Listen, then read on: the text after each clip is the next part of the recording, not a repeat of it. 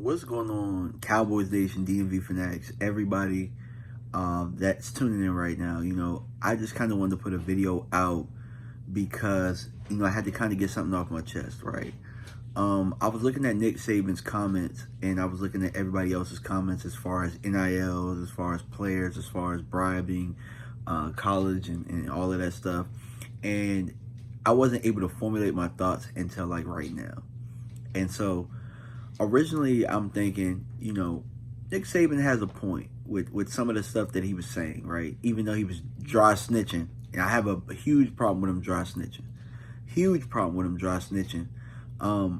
But the more I think about it, the more the game isn't as pure as it once was. Now, obviously, football is big business. You look at the NFL and you look at college and how it was run. It was big business because people like Nick Saban in those universities in the NCAA, they were the ones that were benefiting off the backs of free labor of these athletes, and then telling them that they can't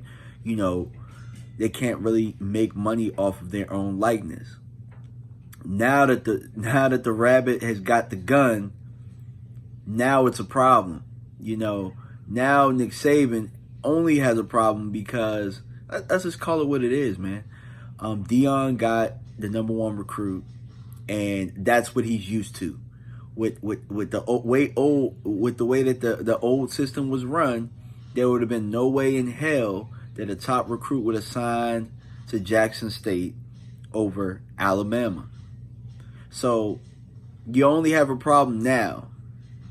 We're just gonna turn a blind eye to all of the players that were getting perks under the table in order to come to Alabama or anywhere else. We're just gonna turn a blind eye to all of that type of stuff, right? But because it's legal now and it's fair game, now there's an issue.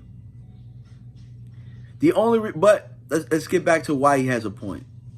He has a point because I look at it now, and one thing that I saw as a high school coach over the past coming year is there was this list on DMV football recruits as far as how much players were worth as far as NIL value, and they were still in high school, whether they were 4-star or 5-star recruits.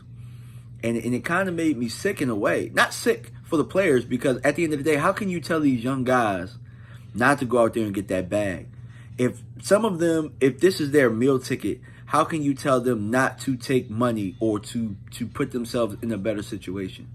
But it made me sick because it was like they're to the highest bidder, and now lower and lower at the lower levels, it's going to become even more of a business. Because if it's already a business in high school, it's going to be a business in middle school. What's to stop a middle schooler from having NIL value? Brand and likeness. What's to stop them from that? And it's like, my thoughts are, how do they find a way to regulate it? I'm all for athletes getting paid, so don't get me wrong and don't take me the wrong way. But how do they make it so that there's still purity in the game? Because I am that much old school, I guess, where I still love to watch people play who love playing the game, who love coaching the game. And money isn't really involved. Sure, you can make hefty money off of a game that you love, off of a child's game. But how do we make it so that we're not turning our kids into checks? How do we make it so that our kids aren't, our meal ticket? So that's just something to think about, and I just wanted to kind of, put that out there in the atmosphere. Love you guys. All right, man. Peace.